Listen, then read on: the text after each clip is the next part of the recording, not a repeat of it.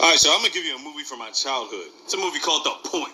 See, my mom used to always get these quote-unquote educational tapes. Back in the 80s, we watched this kind of thing. This movie just happened to be made in 1971. So it starts up with his father trying to read his son a bedtime story. And a couple times in the movie, it cuts from the story back to the father and son. Kind of like how it cut to Fred Savage and The Princess Bride. Remember that shit? They follow that formula, but trust me, it's two totally different stories. So they got this place where people live with nothing but points. They got points on their head, points on the buildings, nothing but points. One day, this boy named Obley's born, and he ain't got no fucking point. And apparently, it's against the law of the land. So his mom makes him a pointed cat. And he also gets a pointed dog named Arrow. Me and my Arrow. I'm not singing the fucking songs. And we got this nigga bossing him around and shit. Now all the people telling the orange, right? Well, you think to yourself, why they ain't outcast this motherfucker because he's purple? Hey, he got a point, but he ain't the same color as everybody. Well, the thing is, his father's on the High Chief Council, so there you go. Bottom line, they still got points on their heads. So he challenges him to a 2 out of 3 game of ring toss. Ogley embarrassed his ass. He got mad and told his dad. So dad's got a plan to get rid of Ogley. Because he got no point, they gonna take it to the High Chief. And they gonna have that trial for Ogley.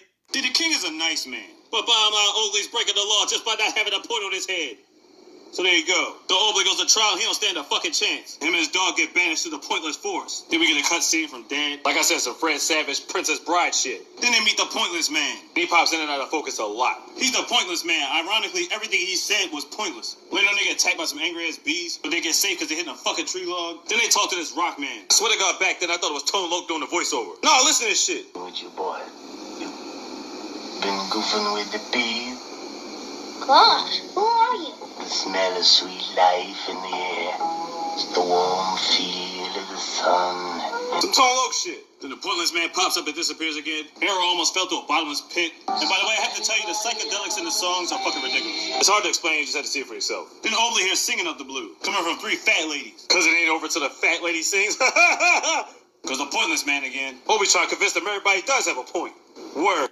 They come across this tree businessman. He's like, man, don't step on my leaves. And he's talking to him like a legit Wall Street stockbroker and shit. Pointless man again. They get snatched up by this big ass bird. But Ogley's just happy he can see the forest from there. Nigga, this bird can eat you in a millisecond. You just give a fuck about the forest? Message time from Dad. Then we get some psychedelic shit. Why the fuck this nigga look like Donald Duck and Mickey Mouse put together? What the fuck? Exactly. Explain to me what the fuck is this? Nah, you can't.